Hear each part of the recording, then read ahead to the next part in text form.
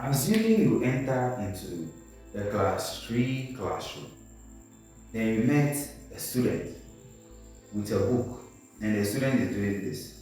Be certain all people can see and hear you read. Then you ask that child to put the book aside, and you ask the child to read again, and the child repeats, be certain all people can see and hear you read. Meaning, with or without the book, the child can recite that same thing. So you go ahead and ask this child, do you understand what you just read? And the child says, no, I don't understand. I'm just sounding, or I have read this before. So anytime I see the picture attached to it, I know what is there, so I just recite it. Do you say this child can read? I would like to know your answer in the comment section before we continue. So today we are looking at reading. What is reading? Reading simply means observing or looking at a typed or written text, associating sounds with the symbols, and making the meaning of those sounds. I'll take that again.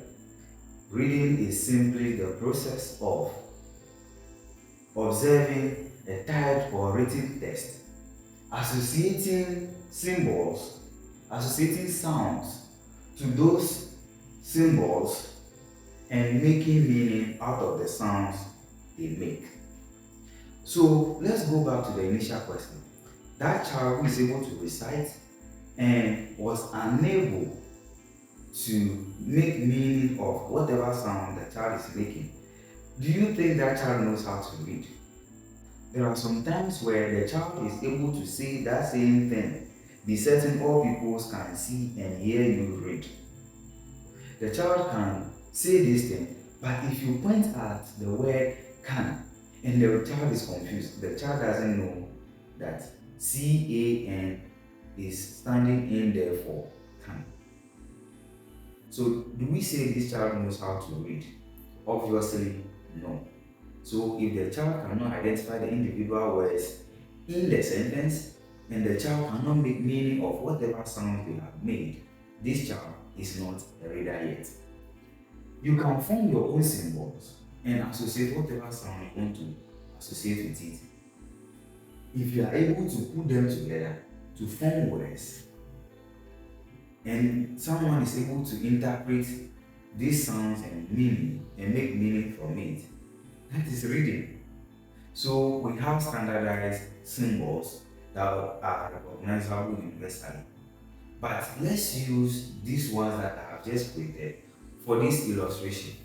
So I have 1, 2, and 3 symbols here. Let's try associating some sounds to them. Let's assume the first one has the sound and then the second one has the sound ah. Then let's associate the sound to the third one. So we are associating these sounds to this symbol. That makes this man, meaning this symbol is there for what?